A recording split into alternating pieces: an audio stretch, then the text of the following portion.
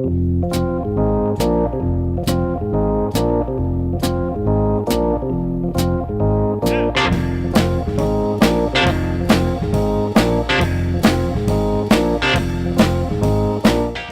to the Two Blokes Chatting radio show on 94.7 The Pulse. Music, interviews, news, and, well, Two Blokes Chatting. Now, here are the two blokes. Good morning, Toni Childs. Good morning. Great to have you on what is today being called the Two Folks Chatting radio show. Thanks for joining us. Well, I'm really happy to be here this morning. Now, you're now living in Australia, but you're touring around a bit at the moment. Yes, I am. And did you know I'm now a citizen of Australia? We were going to allude to that at some stage. Congratulations and welcome aboard the good ship Australia. I'm so excited to be one of the bunch. I really am. Excellent. And I'm disappointed you didn't come on with "G'day, mate, there you go." I thought we might have got that. Well, I'm terrible at doing the Australian accent. I don't know what I sound like. I sound ridiculous. Well, we're going to do all sorts of things over the next little while because we're going to hear a new song that you've got, and we're going to try the technology of you playing that down the line. But can we go back to the start and talk about how you got into music and stuff like that? Well, I guess I just had, I think I was born feeling life a million times greater than itself. And that intensity of emotional feeling life so intensely caused me to just kind of sing my way through life. From a very, very little kid, I would soothe myself by singing. I would celebrate by singing, dancing down the road, my little body, singing at the top of my lungs. And I just had this big, booming voice. I remember when I was in elementary school, and I became part of the choir, and there was a teachers' parents conference thing where the choir was going to sing for them, and I had a duet and with this other little girl, and right before we were about to sing, she said, "Can you please not sing in that voice?" My voice was just so big, but then I was born into a very fundamentalist Christian family. I'm a granddaughter of two missionary families, and they were very strict. And in that strictness, we weren't allowed to listen to blues music or popular music or anything like that. So I didn't have a real experience with that. And there was a lot of dysfunction as well, which is sad to say. I mean, we're all doing the best we can, right? We all inherit trauma, right? To be alive and in the body right now is pretty amazing. Life, if you look back through history, it's been a pretty brutal history for all of our families, right? To actually have made it here to this time and this day. And so I have a lot of compassion for my family and their struggles and they just wanted to be really good people, and they were trying to do it the best they could, right? But then if you're a minister, you're kind of a performer too. You kind of keep all your dark stuff down and you don't really reveal, right? We're not very good about that kind of stuff. Yeah. Anyway, it created a lot of, it inhibited me having access to music and ideas and other kinds of things. And I became a runaway kid. I got out of a kind of a bad situation. And but these beautiful artisans took me in Huntington Beach, and I got a chance to really jam with the blues band for the first time. And okay, so you have to picture me. I'm in coveralls. I have no makeup on. I look very androgynous. I don't want anybody to come to look at me in any kind of weird way. And this shop where these artisans who took me in, there was a cobbler, there was a jewelry maker, there was a surfboard shaper, and every Sunday they would have an open mic and musicians would come. And they were guys, with bass, drums, guitars, all this stuff, and they would jam. And after the first Sunday, that I experienced that, I was like, I could get up there and sing. And I noticed that there was this guy who went up. I didn't know any of the songs they were playing, but he did this thing, and he said, I want to do a blues shuffle in A. And when it happened, it was like, oh, I could sing on that.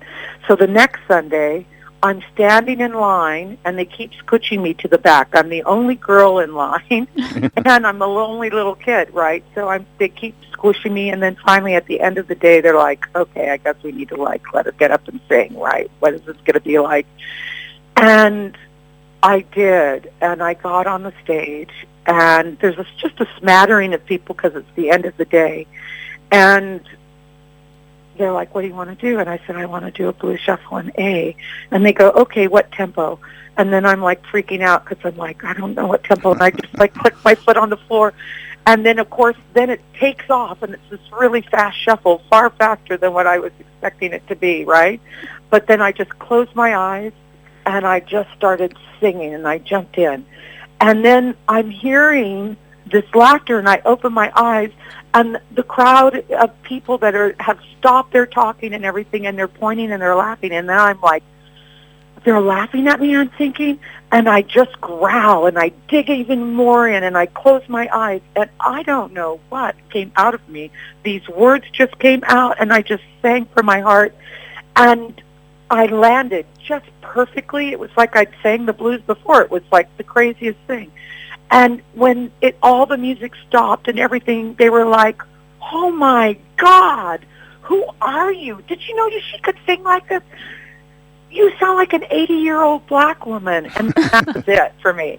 I was hooked. This was the greatest thing ever. So how old were you when that was going on? I was 15. Wow. That's young. That is very, very young. I think for me, like, just listening to your story so far, I'm just so curious how someone with such a big voice and yet in some sense, sort of in a different environment where you're almost isolated, navigates their way through into that and still finds that passion for music. Well, you know what? I think that sometimes, I'm a writer, I'm a storyteller, and so I would write poetry, I would write short stories. Actually, by the time I was 14, I'd written 2 plays and a musical a cappella because I wasn't allowed to play an instrument. And my spirit wants to tell story, but wants to make sense of stuff I feel so deeply. And my voice, I think I'm just kind of like a valve. It's just like a tea kettle, right? It gets to a certain point and it just goes, but for me, I guess I've sung my way through life, really, and not really thinking I could become a singer, right? It was so a million miles away from even a thought. I was not, supported in any way going down that pathway in my life. It's like something that I got to discover and just had the courage to show up, really. And then wanting to write music, once I made that decision at 16 years old, okay, I won't be a writer, but I'll write plays, and because I could see how that's a hard career, right, to try to make something happen. But I could sing, and that was instant, right? So at 16, I made the conscious choice. I'm going to just do music, and I'm going to have a career, and I want my music to stand the test of time. I've had some big novel ideas about it, but I feel like it's kind of come true. Because I think it's interesting. You mentioned that your grandparents were missionaries. Sienna's dad's a school teacher. I was a school teacher as well. And often they're not jobs, they're vocations. You can't not do it. And it sounds a bit to me like you don't do singing as a job. You do singing because you can't not do singing. Well, that's right. It is right. I think also, too, it's very personal. Even though there's songs like I've Got to Go Now, which isn't my story, but as a storyteller, the part of that song that is my story is my recognition that I had addiction to pain and shame, and that I needed to say goodbye to it, right? I needed to come to a place it's time to go now. It's time to have a new story, right? It's time to do it different. But putting what my psychology and it's not a very great visual story, right? I couldn't do it, so I created this woman with 2 kids who was married to an alcoholic husband who she loved very much, and she had to say goodbye, right? And as much as she didn't want to, and it's just that soberly, and the energy of it being like this rubber hits the road moment. And that was the essence of what that song, that's personally to me. But as a storyteller, I want to be able to tell a story, right? But when I sing that at the end, what I sing at the end of that song, I'm still saying that to myself, still singing that to myself. And I think that's what great art is, isn't it? It helps us to maybe say something that we're finding a hard time to say. Yeah, and it sounds almost like you're still singing these songs after how many years, and you're still connecting to them every single performance. I am, and I'm surprisingly so. And it hasn't been like that. I mean, there was a period of time where I was really branching out, and I didn't want to sing them. But I'll tell you, doing the retrospective tour and doing this where I could combine both, the show, the retrospective is really a musical feast, and we have dessert first. So I play all the fan favorites first, and then in the second half, I play all the new stuff that's rolling out. You know, there's 3 productions that are rolling out that have music this decade. And so by being able to do it in this kind of show, I'm satisfying what everybody wants to hear, but also I'm getting to share where I'm at right now, so we can build some new memories, right? Absolutely. Well, we're going to hear one of those songs down the line shortly, but I'm fascinated by that 16-year-old who made the decision to go into music as a career. And then, as far as most Australians would know, 1988, here's this artist who's become an overnight sensation after 20 years, hitting the top of the charts in Australia. How does that happen?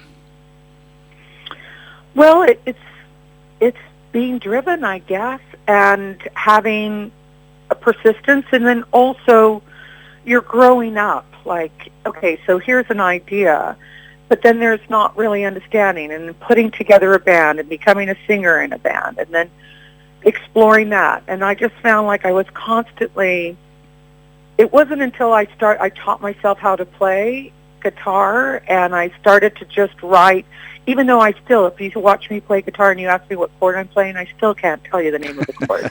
I'm just really good at emoting and have a great relationship with myself in terms of the storytelling capacity, right? And what I want to say and the feelings I want to generate. And as I've gotten older and older and older, I can say it's a craft for me now, right? And what I intentionally set out to do, I actually achieve. And that's like a level of mastery that I'm so grateful for. But it's these increments of believing and trusting and moving towards and constantly wanting to evolve and constantly wanting to hone it. And at the same time have the courage to be as honest as I possibly could be in singing, because it's part of my healing, right? It's a part of, it's helped me. Singing these songs and writing these songs have actually helped me to grow, to be the human being I want to be, and not, life can hit you sideways, just be brutal. Mm-hmm. And, you can let it take you down, or you can find your way out of it, right? And write yourself. And I've used my music to drive myself in that way. And I think that's why maybe people really connect with my music, is it helps them to do that too. Because I know we've got a singer listening, a person who's coming through the ranks, and we're a bit of a fan. And, if my maths is right, I'm thinking that's kind of from about, when you sort of made the decision to become a singer, and then, you sort of hit the charts in Australia, I'm thinking that's sort of 15 years or thereabouts. And therefore, it's a lot of slog and a lot of rejections and a lot of bumps sideways and all that kind of stuff. But persistence, It will come out if that's what you want to do.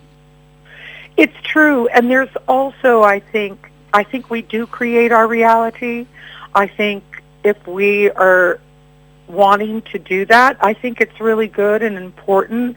If I was talking to that young girl that was, or person, whoever the writer is, was wanting to do this and is just starting from scratch and all of that, the thing I would say is get a clear map about what kind of artist you want to be.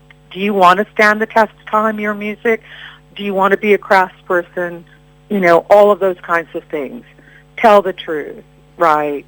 Tell a story, sing your way out of your own private house, and have the courage to do that. And I think that's the thing, that we're wanting authenticity in a world that doesn't have a lot of it. And I think that that's what helps that through time. And don't be afraid to change it up and continue to always grow. Those are the key things. And then, and hopefully you have a really great voice. Do you know what I mean? And absolutely, yes. And just get and work with the best possible musicians you can, always, because they teach you, right? You all grow together. You all are helping each other. And I have to say that all the people I've been blessed to work with, my producers and co-writers and all of that, have been absolutely, without them, my music would not sound as good as it does sound. But you got to know that yourself to help choose those right people, so when you are in the top grade of musicians. And that's always been important to me as well. Toni, if I may be as forward to actually ask, I'm sitting here and I'm just so inspired, because despite all of your success, you're still sitting here appreciating the music and the artists and the people you've worked with, and it's very, very clear that you've managed to stay humble. And I just want to know, you've come from being so young and falling into it, and in a sense the music's found you. How does one keep that mindset? You know what? We're just all human beings. It's like when you have a dream, and it doesn't matter what age you are or anything, it's all nuts and bolts. You have to constantly, you're rejuvenating and reinventing, and you go through things like the Graves' disease that took more than a decade out of my life and 19 years between albums. Was a complete kind of burned down to a nub. It's like, what do they say? Like the phoenix rising. You just burn to an ash, and then you come back up, and not even knowing you're going to come back, right? But then that's what your spirit has to do. It's so interesting, but I just really appreciate our humanness, and I really reflect on the fact of what it took my ancestors for me to be alive in this body, and I'm appreciative of life. I love life, even though it can be so brutal and so hard and so challenging, but at the same time, I know I can figure my way out of stuff. And that's the thing. We can. We have the intelligence, but we have to trust ourselves, and we have to believe that life is for us. And I just believe that stuff, and wholeheartedly. And that's why I love talking with people, because I love hearing all of our journeys, because everybody's, grappling with challenges that maybe they've inherited from their families or circumstances in life, and all these different other kinds of dimensions of maybe you have depression issues or, whatever it might be. But disclosing them, working on them, not allowing them to define you or what you're capable of, any of those things. It's so important, but that's what makes us rich. And how can you not be humble? It's not easy for any of us, is it? Well, Toni, we're going to fast forward now to the year 2023, and Sienna has a list of dates in front of her, which we're going to hear in a moment. You are doing a tour called the Retrospective Tour, and we understand that, basically you take a break halfway through, and at that point of time, people will have heard the songs that they know and the songs that they love. And then in the second half, it's a lot about the new material that you are developing. You've got a song, and we're going to try the technology of you playing that down the line, if you would. Yeah, this is a song called Lift. It's the first single that's coming out. I'm dropping 3 singles. This is so exciting year for me. For for my album, It's All a Beautiful Noise. And so I'm going to play this right now. So I'm going to, here we go. Okay.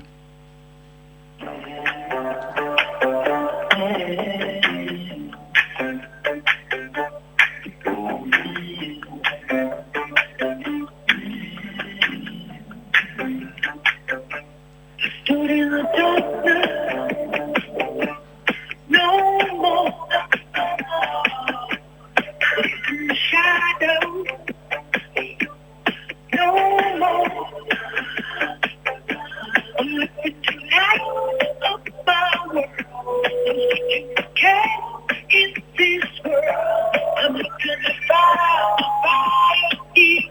I'm choosing to run up my world. I'm calling on that. Lift me. Calling on that.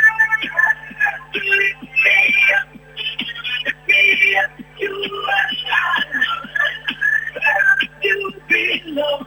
I'm calling on that. Lift me. I'm calling on that. Lift me up. Lift me up to a shine. Where you belong. Okay, so it's just a little teaser of it. Yeah, absolutely. But I'm so excited about it. Absolutely. And we've got a bit of a policy on this station, Toni, that any time that we promote a single or anything like that, we tell our people, do not stream it on a Spotify or an Apple Music or one of those more than 3 times before you buy it. So we're going to have a whole lot of our people listening who are going to wait for that to hit the shops, and they are going to be buying it as a digital download, because that's a really important part of supporting Australian musicians. Oh, thank you so much. Now, Sienna, could you please help us out with the touring dates? There's about 8 or 9 of them here that we'll go through. We'll go through the ones that are not only in Victoria as well, because we've got people listening all over the place via the internet. Yes, so if you are listening in today and after this conversation you feel really inspired and compelled to go and see Toni, you can see her tonight in Bendigo at the Capitol Theatre. Tomorrow she is then driving all the way to Swan Hill. Hopefully the people up there will be looking after her. I'm sure they will.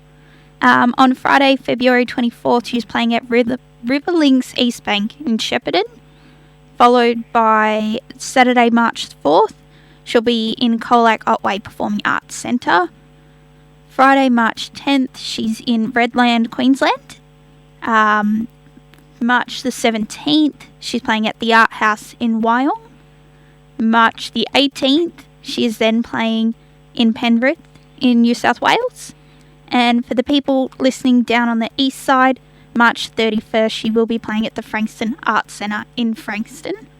And then following that, she's got 2 more shows, so she'll be playing Thursday, April the 6th at Middleback Arts Centre, Whyalla, and Saturday the 8th of April, Northern Festival Centre in Port Pirie, South Australia. And this is when I love to say, check your local guides. You can check your local guides by going to tonychilds.com and clicking on the tour dates section. The other thing I saw when I went to your website during the week, this is the second time I've been accused of preparation this week, Toni. I noticed that you're supporting a bunch of singers from a family in Ireland towards the end of the year. I think the Core family, I think they call themselves. That's right, the Coors, yes. That's pretty exciting. Some stadium shows, 9 stadium shows at the end of October. So I'll be on my birthday will be on that tour. Excellent. So that'll be really nice as well. And the closest one to here will be in Melbourne, so we will certainly encourage our people to go and have a listen to that. Toni, we are thrilled to have been able to talk to an Emmy winner and a Grammy nominee. That's the first time we've ever been able to do that on the Two Folks Chatting radio show. Thanks for taking 20 minutes out of your Saturday morning to spend it with us. We are delighted to have you as a friend of the show, and to finish off our conversation, we're going to play a song that you sang and you've referred to a few times during the conversation, a song called I've Got to Go Now. Well, that's right. Well, very nice. Well, everybody have a really great day. It's a little bit cooler here in Melbourne this morning. And I can tell you that the singer that we were talking about was listening, and she said she loves your new song. Oh, wonderful. Excellent. We might even try and connect the two of you up at some stage via social media. Toni Childs, thanks for being part of the Two Blokes and, in fact, today, Two Folks Chatting show. We will talk to you another time, hopefully. We'll talk to you another time. All right. Thanks, Toni.